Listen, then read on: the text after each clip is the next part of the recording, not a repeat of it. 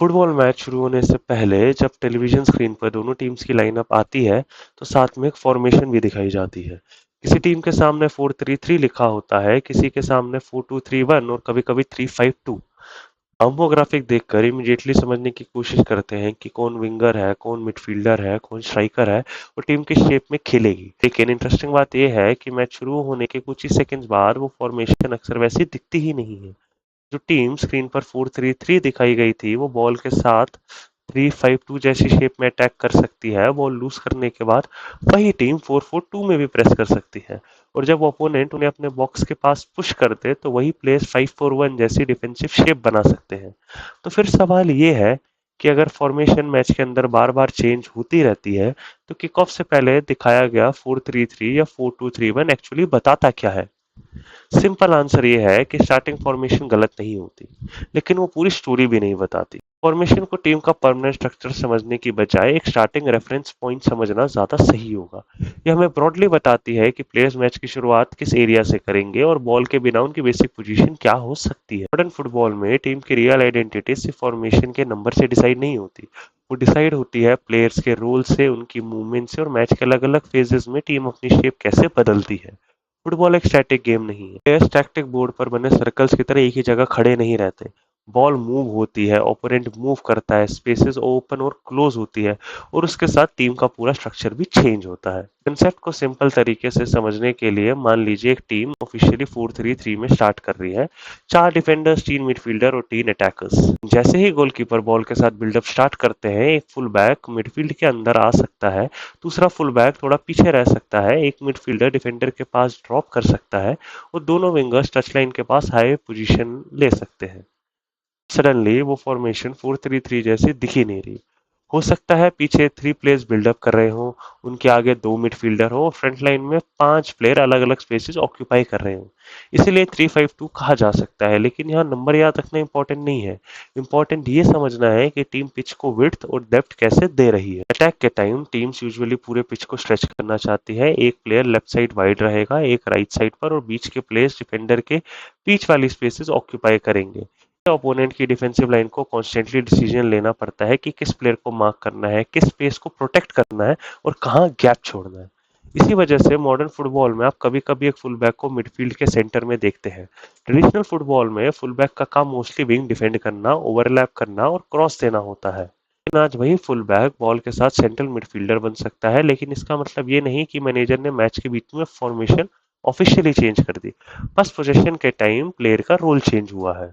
तरह team sheet पर right winger दिखाया गया प्लेयर अटैक के टाइम टच लाइन पर रहे ये जरूरी नहीं।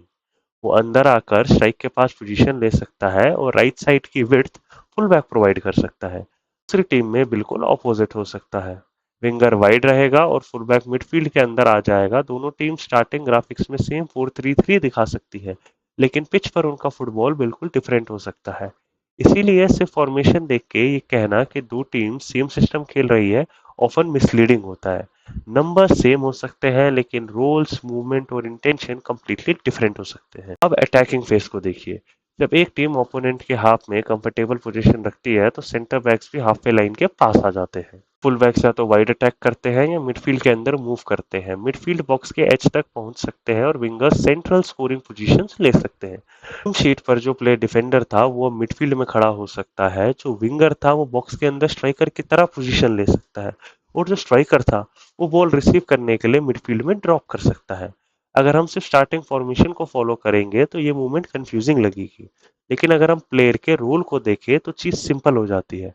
स्ट्राइकर का पीछे आना शायद डिफेंडर को अपने साथ बाहर खींचने के लिए है। विंगर का अंदर जाना गोल के क्लोजर पहुंचने के लिए है और फुलबैक का वाइड जाना डिफेंसिव लाइन को स्ट्रेच करने के लिए है। मॉडर्न फुटबॉल में पोजीशन से ज्यादा इंपॉर्टेंट प्लेयर का फंक्शन हो गया है। अब मान लीजिए अटैकिंग टीम बॉल लूज कर देती है। यहाँ एक नया फेज स्टार्ट होता है जिसको कहते हैं ट्रांजिशन। टीम को इमीडिएटली डिसाइड करना होता है कि बॉल को वहीं प्रेस करके रिकवर करना है या पीछे जाकर कॉम्पैक्ट शेप बनानी है।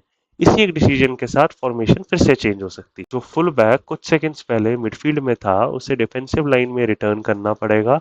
जो विंगर बॉक्स के अंदर था वो अपोनेंट के फुल बैक को कवर करने के लिए वाइड आ सकता है। अटैकिंग मिडफील्डर स्ट्राइकर के पास जाके सेंटर बैक्स को प्रेस कर सकता है। अब पेपर पर 4-3-3 दिखने वाली टीम प्रेस करते वक्त 4-4-2 जैसी नजर आ सकती है।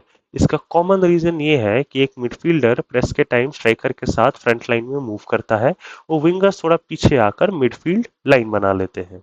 फिर से इसका मतलब ये नहीं कि स्टार्टिंग फॉर्मेशन रॉन्ग थी, बस टीम का प्रेसिंग स्ट्रक्चर अलग है।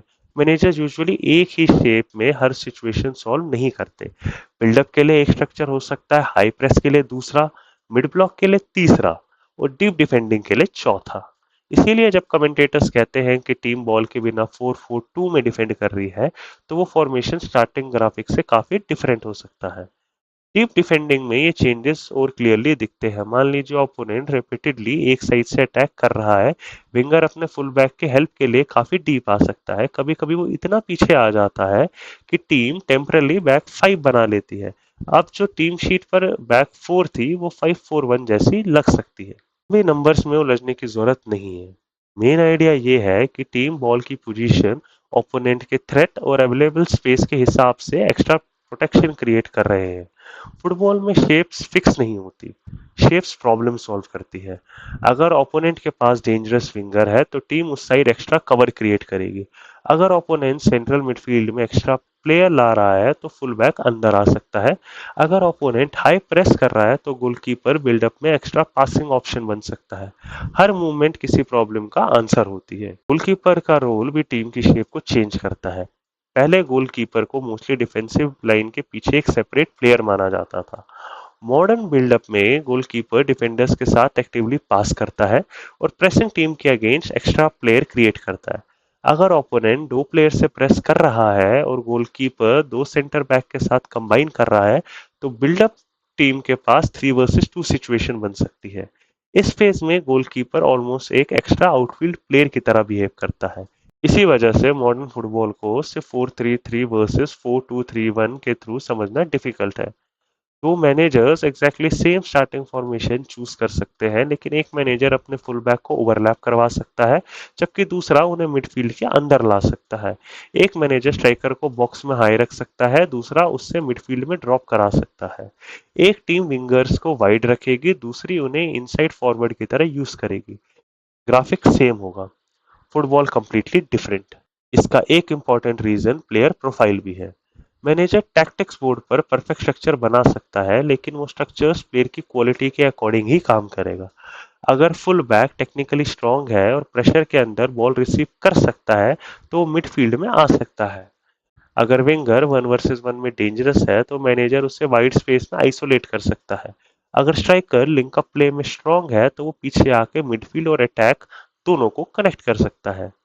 फॉर्मेशन एक स्केलेटन प्रोवाइड करती है, लेकिन प्लेयर्स उसमें लाइफ लाते हैं। इसीलिए कभी-कभी सेम मैनेजर डिफरेंट क्लब में सेम फॉर्मेशन यूज करते हैं, लेकिन फुटबॉल सेम नहीं दिखता। प्लेयर्स की strength, weakness, speed, passing ability और डिसीजन मेकिंग अलग होती है। अब इसका मतलब ये भी नहीं है कि फॉर्मेशंस कंप्लीटली यूजलेस है। फॉर्मेशन अभी भी हेल्पफुल स्टार्टिंग पॉइंट है। वो हमें basic defensive organisation, likely position और टीम सिलेक्शन समझने में हेल्प करती है।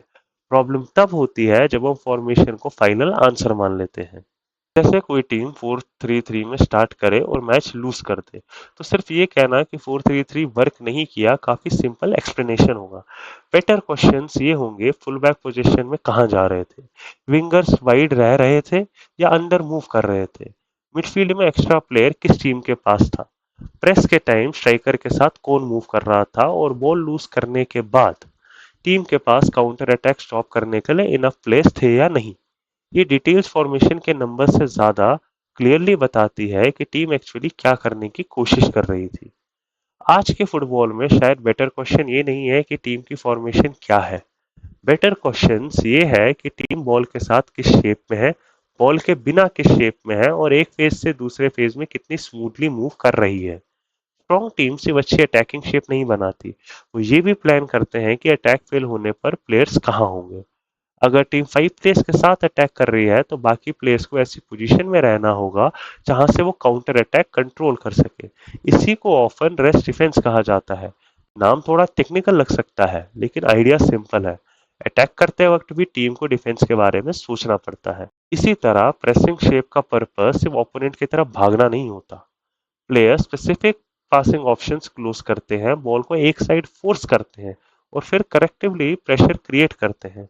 स्क्रीन पर वो लोग 4-4-2 लग सकते हैं, लेकिन एक्चुअल प्लान नंबर से काफी ज्यादा डिटेल्ड होता है। कौन सा पास अलाउ करना है, कौन सा प्लेयर प्रेस स्टार्ट करेगा, उसके पीछे कवर कौन करेगा और ओपोनेंट बॉल ऑपोजिट साइड पर ले जाए तो कैसे शिफ्ट करेगी टीम।